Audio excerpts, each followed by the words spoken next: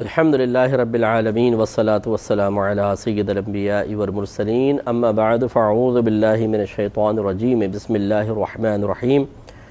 الحمدللہ الہادی پروگرام میں نبی کریم صلی اللہ علیہ وسلم کی اطاعت و فرما برداری پر کلام چل رہا تھا اور اس کے ضمن میں ہم کچھ حدیثیں ذکر کر رہے تھے۔ پچھلے پروگرام میں 3 حدیثیں آپ کو ذکر کی تھیں جن کا ایک مفہوم خلاصہ یہ ہے کہ اللہ تعالیٰ نے مردوں کی مشابہت اختیار کرنے والی عورتوں اور عورتوں کی مشابہت اختیار کرنے والے مردوں پر لعنت فرمائی۔ ایسے سرکار نے مردانہ انداز اختیار کرنے والی عورتوں اور زنانہ لباس وغیرہ یا انداز اختیار کرنے والے مردوں پر لعنت فرمائی ہے۔ یوں ہی سرکار نے منع فرمایا کہ عورتوں کو چاہیے کہ وہ مردوں کا لباس نہ پہنے اور مرد کو چاہیے کہ وہ عورتوں کا سے لباس نہ پہنے، جو پہنے گا تو اس پر اللہ کی لعنت ہوگی۔ تو اس لیے یہ بات ہمیں سمجھنی چاہیے، یہ جدید دور ہے، اب اس میں اللہ کی لعنت کا مطلب ہے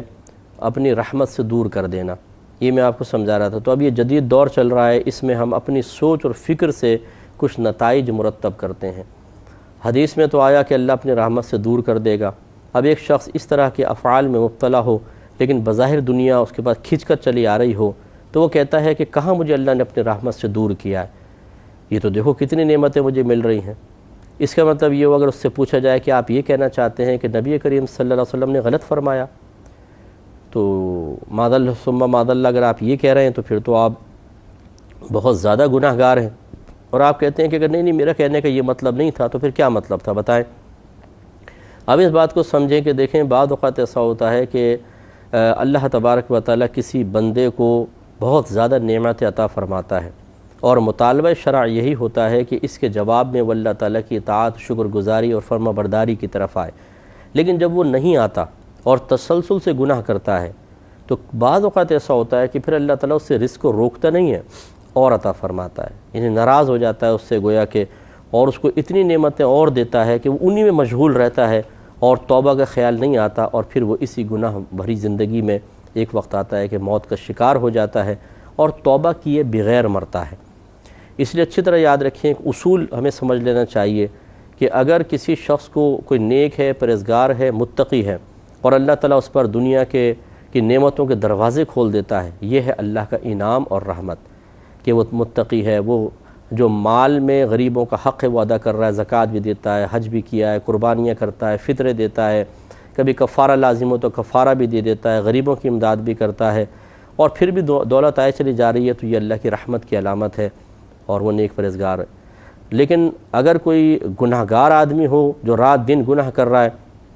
اور فراڈ کے ذریعے پیسہ کما رہا ہے، جھوٹ بولتا ہے اور گناہوں میں مشغول ہے، اس کے پاس جب نعمت اتنی کثرت سے آئیں تو یاد رکھیں کہ علماء نے فرمایا کہ یہ اللہ کے غضب کی علامت ہے، رحمت کی نہیں، کیونکہ اللہ تعالیٰ بعض اوقات پھر اسی طرح کرتا ہے کہ جب کوئی بندہ نافرمانی میں شیر ہو جاتا ہے، دلیر ہو جاتا ہے، تو اس پہ دنیا کے دروازے کھول دیتا ہے، وہ اس میں اتنی مشغولیت اس کی بڑھ جاتی ہے کہ توبہ کا خیال بھی نہیں آتا، پیچھے ہٹنے کو دل نہیں چاہتا، اور اسی طرح انسان ایک دن مر جاتا ہے۔ تو یہ ہمیشہ یاد رکھیں کہ اگر کوئی نافرمان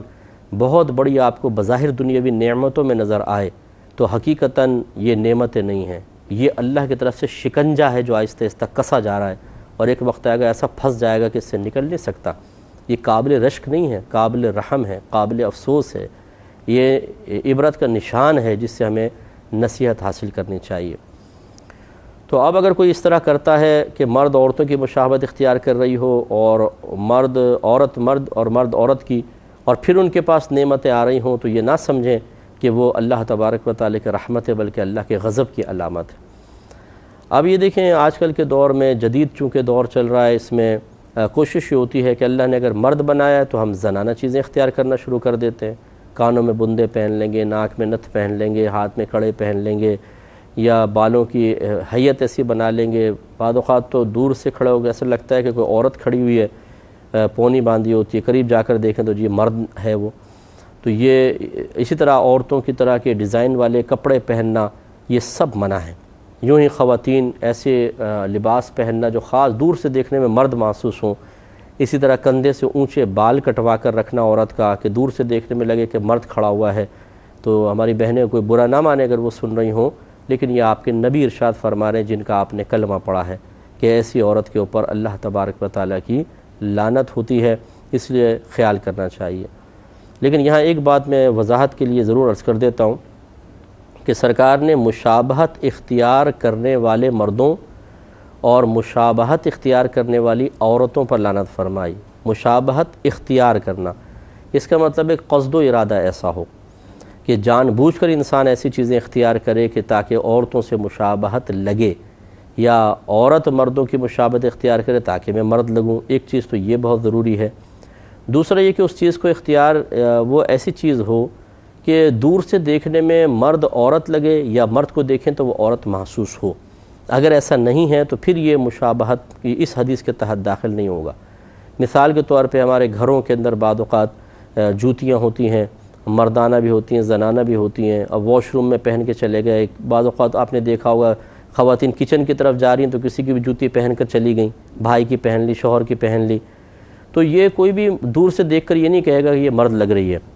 نہ وہاں پر مشابہت کا قصد و ارادہ ہے، تو پھر ایسی کوئی گرفت نہیں ہے عورت کے لیے، اس طرح کے تھوڑا بہت پہن سکتی ہیں۔ اسی طریقے سے ہماری جو بچیاں ہیں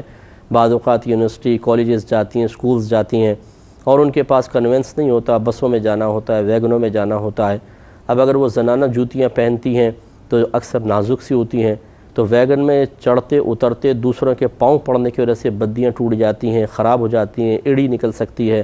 تو بہت ہی مشکل ہو جاتی ہے۔ ایسی صورتحال میں بھی بچیاں بعض اوقات جوگر شوز وغیرہ لے لیتی ہیں تاکہ کسی کا پاؤں پڑ جائے تو پاؤں نہ کچلے، چڑھنے اترنے میں آسانی رہے۔ پھر روڈ خراب ہوتی ہیں، آپ نے دیکھا ہمارے خصوصاً کراچی کے اندر کیا کچھ ہو رہا ہے، تو ان جوتوں سے پھر وہ چبھتے نہیں ہیں پتھر وغیرہ، پھر وہ ٹوٹنے کا اندیشہ نہیں ہوتا، حفاظت رہتی ہے۔ تو اب اگر وہ ان ضروریات کے تحت جوگر شوز پہن رہی ہیں جو کہ مرد اکثر پہنتے ہیں، تو اس کی گنجائش نکلے گی، کیونکہ یہاں نہ تو مردوں کی مشابہت اختیار کرنے کا ارادہ ہے، اور نہ یہاں پر ایسا ہے کہ دور سے دیکھنے میں وہ لڑکی مرد محسوس ہوگی، کیونکہ اب یہ جوگر شوز اتنے عام ہو چکے ہیں لڑکے لڑکیوں کے اندر کہ کچھ انتہا نہیں، تو لہٰذا اس پر کوئی حکم شرع سختی کے ساتھ نہیں لگے گا۔ یہ ذرا بس تھوڑا سا ہمیں خیال کرنا چاہیے کہ نہ تو ایسا کوئی ہم کام اختیار کریں کہ خواہ مخواہ اس حدیث کی وعید کے تحت آئیں، اور نہ ہم خواہ مخواہ کسی پر فتوے جاری کریں ایسے کہ کوئی بیچارہ اس حدیث کے تحت نہیں آ رہا لیکن ہم زبردستی شامل کرنے کی کوشش کریں۔ اس لیے یہ کام علماء کا ہے، علماء کے سپرد ہی کرنا چاہیے کہ کس پر حکم شرع لگے گا اور کس پر نہیں لگے گا۔ لیکن یہ ضرور ہے کہ بس اچھی طرح غور کر لیا جائے، دو چیزوں کو بس دھیان رکھیں گے تو یہ مسئلہ کافی واضح ہو جائے گا۔ ایک مشابہت کا قصد و ارادہ ہو، اور دوسرا دور سے دیکھنے میں مرد عورت لگے یا عورت مرد محسوس ہو، تو یہ اتنی زیادہ مشابہت جو ہے یہ ہے قابل گرفت، اس کا بڑا احتیاط کرنی چاہیے۔ سرکار صلی اللہ علیہ وسلم نے ایک اور حدیث مسلم کی روایت بیان فرمایا کہ جہنمیوں کی دو قسمیں ایسی ہیں جن کو میں نے نہیں دیکھا، یعنی ابھی وہ ہمارے اس دور میں نہیں ہیں، وہ بعد میں پیدا ہوں گی۔ ایک وہ لوگ جن کے پاس گائے کے دموں کی مانند کوڑے ہوں گے جس سے وہ لوگوں کو ماریں گے، اور دوسرے وہ عورتیں جو لباس پہنے ہوں گی مگر ایسا لگے گا جیسے لباس نہیں پہنا ہوا، لوگوں کو اپنی طرف مائل کرنے والی اور خود ان کی طرف مائل ہونے والی ہوں گی۔ ان کے سر بختی اونٹ کے جھکے ہوئے کوہانوں کی طرح ہوں گے۔ ایسی عورتیں جنت میں نہیں جائیں گی بلکہ اس کی خوشبو بھی نہیں پائیں گی، حالانکہ اس کی خوشبو تو اتنے فاصلے سے آتی ہے۔ یعنی سرکار نے بیان فرمایا کہ قضا و قضا کے الفاظ اتنے بہت دور سے آتی ہے جنت کی خوشبو، لیکن ایسی عورتوں کو نہیں ملے گی۔ تو یہ سرکار صلی اللہ علیہ وسلم نے غیبی خبر دی ہے کہ ایک تو وہ لوگ جن کے پاس گائے کی دموں کے طرح کے کوڑے ہوں گے وہ لوگوں کو ماریں گے۔ تو یہ جہاں پر بھی دنیا میں اس طرح کے کوئی گروہ ہو، گروپ ہو کہ وہ غریبوں پہ ظلم کر رہے ہیں، کوڑے مار رہے ہیں، وہ گویا کہ اس وعید کے تحت آئیں گے یا اس حدیث کا مصداق بنیں گے۔ دوسرا سرکار نے جو بیان فرمایا کہ ایسی عورتیں ہوں گی کہ جو لباس تو پہنے ہوں گی لیکن لگے گا ایسا جیسے نہیں پہنا ہوا۔ تو یہ دو اس میں صورتیں آ سکتی ہیں، ایک تو اتنا چست لباس پہننا جو جسم پہ پوری طرح فٹنگ والا جو لباس ہوتا ہے، اور اس کو پہن کر عورت نامحرم کے سامنے آئے، تو یہ ایک سمجھ لیں لباس پہنا ہوا ہے لیکن بالکل ایسا جیسا نہیں پہنا ہوا، کیونکہ لباس تو ہمارے ستر کی حفاظت کے لیے ہوتا ہے۔ لباس تو اس لیے پہنتا ہے انسان تاکہ اس کے جسمانی حیت ظاہر نہ ہو، اور یہ انہوں نے ظاہر کی ہے۔ ایک تو یہ یا پھر لباس ایسا پہنا ہوگا جو بہت ہی باریک ہوگا کہ اندر سے جسم جھلکتا ہوگا، تو آپ غور کر لیں کہ یہ دونوں طرح کے جو معاملات ہیں وہ آج ہمارے دور میں ہیں۔ عورتیں، ہماری بہنیں بعض اوقات بہت ہی سخت قسم کے لباس پہنتی ہیں، اور بعض اوقات ایسے وہ کپڑے آ گئے ہیں کہ وہ گرمی کی وجہ سے اس کو پہنا جاتا ہے لیکن اس میں جسم ظاہر ہوتا ہے۔ اور دوسرا سرکار نے ارشاد فرمایا لوگوں کو اپنی طرف مائل کرنے والی اور خود ان کی طرف مائل ہونے والی ہوں گی۔ اس کا مطلب ہے کہ یہ کچھ خراب قسم کے گروہ کی خواتین کے بارے میں بھی سرکار کا اشارہ ہے کہ وہ ایسی ہوں گی کہ جو کام ہی ایسا کریں گی کہ اپنی طرف میلان مقصود ہوگا۔ تو جو اس قصد و ارادے کے ساتھ اور اس طرح کے لباس پہنے گی، پھر اس کے لیے سرکار نے وعید فرمائی کہ ایسی عورتیں جنت میں نہیں جائیں گی بلکہ اس کی خوشبو بھی نہیں پا سکتی ہیں، حالانکہ اس کی خوشبو بہت دور سے آتی ہے۔ تو اس لیے خواتین کو ذرا اس پہ احتیاط کرنی چاہیے۔ بعض اوقات جب گھر میں تقاریب وغیرہ ہوتی ہیں، شادی بیاہ ہے، مہندی کی ہیں، اور پھر اس میں عورتوں مردوں کا اختلاط ہو جاتا ہے، تو چونکہ ہمارے یہاں عموماً ایسا ہوتا ہے کہ 2 موقع میں نے ایسے دیکھے ہیں کہ جس میں آپ اگر کسی کو کہیں نہ کہ شرع کی پابندی کریں تو لوگ ہائپر ہو جاتے ہیں اور بدتمیزیوں پر اتر آتے ہیں۔ ایک شادی بیاہ کا موقع، اور دوسرا جب کسی کا انتقال ہو جائے گھر میں، تو عورتیں رو رہی ہوتی ہیں، جزع و فضع کر رہی ہوتی ہیں، اس وقت ان کو سمجھائیں تو وہ الٹا پڑ جاتی ہیں، ارے تمہیں کیا پتہ ہمیں کتنا دکھ ہے، ہم پہ مصیبت آئی ہے، تم لوگوں پہ کوئی آئی اور یہ اور وہ عورتیں پھر باز نہیں آتی ہیں۔ تو یہ 2 موقع ایسے ہیں جس میں لوگ شاید یہ سمجھتے ہیں کہ ہم قلم شرع سے مبرہ ہو گئے ہیں اور گرفت شرع یا احکام شرع تھوڑی دیر کے لیے ہماری طرف سے ہٹ گئے ہیں۔ بالکل شادی بھی ہے نا جی، تھوڑا بہت تو چلتا ہے، اس طرح موت میت ہے، ابھی ہم کچھ بھی کوئی رونا پیٹا کر دیں، کوئی بین وغیرہ کریں۔ اسی طرح بعض اوقات شکوے کرتی ہیں خواتین، اے اللہ تجھے میرے گھر نظر آیا تھا، تو نے میرا لال لے لیا، یہ وہ۔ اب ان کو سمجھانا ایک عذاب ہے، تو وہ سمجھتے ہیں شاید اس وقت ہم چونکہ غم کی کیفیت میں، صدمے کی کیفیت میں ہیں، تو اس لیے ہمارے منہ سے کچھ نکل بھی جائے تو کوئی بات نہیں، اللہ تعالیٰ نظر انداز فرمائے گا، ابھی مطلب ہم صدمے میں، اس لیے ہمیں رعایت ملنی چاہیے۔ ایسی بات نہیں ہے، چاہے آپ شادی بیاہ کے موقع پر ہوں، خوشی کے اندر غرق ہوں، یا صدمہ آپ کو اپنے بوجھ تلے دبا رہا ہو، دونوں صورتوں میں نبی کریم صلی اللہ علیہ وسلم کی تعلیم یہی ہے کہ انسان اللہ تبارک و تعالیٰ کی گرفت کا خیال کرے، اطاعت و فرما برداری کو ملحوظ رکھے۔ میں نے ایک حدیث آپ کو عرض کی تھی، صبر کا جب موضوع چل رہا تھا، کہ سرکار ایک جگہ سے گزرے تو ایک قبر کے پاس ایک خاتون بیٹھی ہوئی تھی، تو نبی کریم صلی اللہ علیہ وسلم نے ان کو صبر کی تلقین فرمائی۔ تو چونکہ سرکار پچھلی طرف تھے، انہوں نے دیکھا نہیں، تو انہوں نے کہا کہ میری جیسی مصیبت آپ پر کوئی آئی ہے؟ سرکار چلے گئے۔ بعد میں ان خاتون کو بتایا کہ وہ تو رسول اللہ صلی اللہ علیہ وسلم تھے، تو پھر وہ حاضر ہوئیں اور آ کے معذرت کی، یا رسول اللہ میں معافی چاہتی ہوں، میں نے آپ کو دیکھا نہیں تھا۔ تو سرکار صلی اللہ علیہ وسلم نے فرمایا کہ صبر تو پہلے صدمے پر ہی ہوتا ہے، یعنی مراد یہ کہ جب نیا نیا صدمہ ہوتا ہے تو پھر ہی تو اپنے آپ کو شکوہ شکایت سے روکنا کمال ہے۔ آہستہ آہستہ تو ویسے صبر آ جاتا ہے، ویسے انسان شدت کو ختم بھول جاتا ہے، پھر تو صبر آسانی سے ہو جائے گا۔ جب مشکل ہو صبر کرنا اس وقت صبر کرے، یہی کمال ہے۔ تو خلاصہ کلام یہ ہے کہ خوشی کا موقع ہو یا غم کا، اللہ تعالیٰ کی فرما برداری اطاعت کو کبھی فراموش نہ کریں۔ جاہل قسم کے لوگ ہوتے ہیں، وہ آ کر مشورے دیتے ہیں، وہ آ کر آپ کو فورس کریں گے، ارے بھائی سب چلتا ہے، یہ کیا تم نے ملاؤں کی باتیں شروع کر دیں، پہنو جیسا میں لباس جیسا مرضی۔ اب وہ عورتیں مختلف قسم کے لباس پہن کر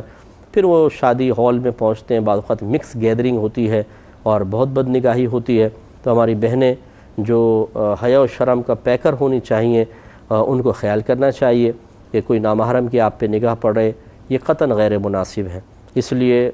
بڑی احتیاط اس میں کریں، کیونکہ سرکار نے سخت وعیدیں بیان فرمائی ہیں۔ ایک اور روایت لیتے ہیں، اس میں بھی سرکار کے کچھ احکام ہیں۔ مسلم کی روایت ہے، حضرت جابر رضی اللہ تعالیٰ عنہ سے مروی ہے کہ رسول اللہ صلی اللہ علیہ وسلم نے ارشاد فرمایا کہ بائیں ہاتھ سے، الٹے ہاتھ سے مت کھاؤ، اس لیے کہ شیطان بائیں ہاتھ سے کھاتا اور پیتا ہے۔ تو اس کا مطلب یہ ہوا کہ چونکہ کھانا پینا ایک ذیشان کام ہے، اچھا کام ہے، اس سے توانائی حاصل ہوتی ہے، اور توانائی ہم اللہ تعالیٰ کی فرما برداری میں خرچ کریں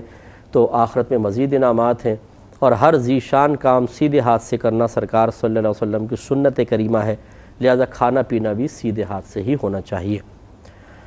لیکن اب ہمارے ہاں کیا کریں جی، فیشن چلتا ہے، اب چمچہ چھری پکڑیں گے سیدھے ہاتھ میں، کانٹا ہوگا اس میں، چھری سے کاٹا اور کانٹے سے اٹھا کے الٹے ہاتھ سے کھائیں گے۔ چائے پینے لگیں گے تو الٹے ہاتھ میں کپ لے کر پئیں گے، اسی طریقے سے اور مشروبات الٹے ہاتھ سے لیں گے، سیدھے ہاتھ سے نہیں پیتے ہیں۔ یہ شاید ہم منفرد ہونا چاہتے ہیں، لیکن یہ انفرادیت کس کی اطاعت میں ہے یہ سوچنا چاہیے، تو شیطان کی اطاعت میں ہے۔ حتیٰ کہ اگر کوئی لیفٹی ہو نا، بائیں ہاتھ سے کام کرنے کا عادی ہو، اس کے لیے بھی حکم شرعی ہے کہ کھانا اس کو سیدھے ہاتھ سے ہی ہوگا۔ بہت سارے کام وہ کر سکتا ہے، چلو ٹھیک ہے، وہ الٹے ہاتھ سے بھی کر لے، لیکن کھانا پینا سیدھے ہاتھ سے ہی کرنا چاہیے، کیونکہ نبی کریم صلی اللہ علیہ وسلم نے اس پہ سختی فرما دی ہے کہ شیطان الٹے ہاتھ سے کھاتا پیتا ہے۔ تو ہمیں شروع سے چاہیے کہ خود بھی رول ماڈل بنے، الٹے ہاتھ سے نہ کھائیں نہ پئیں، اور نہ اپنے بچوں کو کھانے پینے دیں، تو ان کے سامنے سیدھے ہاتھ سے کھائیں، کبھی الٹے ہاتھ سے نہ کھائیں پئیں، تو بچے دیکھ دیکھ کے چیز سیکھتے ہیں۔ دوسرا، کبھی غلطی سے بچہ اٹھا کے منہ میں رکھنے لگے تو اس کے ہاتھ سے لیں گے، نہیں بیٹا الٹے ہاتھ سے نہیں، سیدھے ہاتھ سے کھاؤ۔ چھوٹے سے بچے کو بھی شروع سے تلقین کریں تو الحمدللہ بچے سیکھتے ہیں اور پھر وہ سیدھے ہاتھ سے کھائیں گے۔ تو اس لیے جو بھائی بہن الٹے ہاتھ سے کھانے کے عادی ہیں یا فیشن کی پیروی کرتے ہوئے وہ اسی کو مناسب سمجھتے ہیں کہ الٹے ہاتھ سے کھایا پیا جائے، تو خدا را فیشن کے پیچھے نہ چلیں، اپنے نبی کی فرما برداری کی طرف آئیں۔ فیشن آپ کو، یہ دنیا والے اگر آپ کو دیکھ کر کسی نے کہا بھی الٹے ہاتھ سے کھا رہے ہیں بالفرض، اور آپ کی تعریف بھی کر دی، کیا فائدہ اس تعریف کا؟ اس کی تحسین بھری نگاہوں سے آپ کی آخرت کو کتنا نفع پہنچا؟ اس کی حوصلہ افزائی سے آپ کو کیا حاصل ہوگا؟ کچھ بھی نہیں۔ اس کے برعکس اگر آپ اللہ کے رسول کی فرما برداری کریں، اگر آپ کسی محفل میں ہیں، 10 آدمی الٹے ہاتھ سے کھا رہے ہیں، 5 آدمی سیدھے ہاتھ سے کھا رہے ہیں، تو یہ کیا 5 آدمی معتوب ہوں گے، سب ان کو برا بھلا کہہ رہے ہیں، کوئی گالیاں بک رہے ہیں؟ ایسا تو نہیں ہے۔ وہ 5 بھی کھا رہے ہیں، پیٹ بھر رہا ہے، آپ بھی الٹے ہاتھ سے کھا رہے ہیں، لیکن ان کے لیے آخرت میں انعام ہے۔ اس لیے کوشش کرنی چاہیے کہ ہم سیدھے ہاتھ سے کھائیں۔ اللہ تبارک و تعالی عمل کی توفیق عطا فرمائے، آمین۔ وآخر دعوانا ان الحمد للہ رب العالمین۔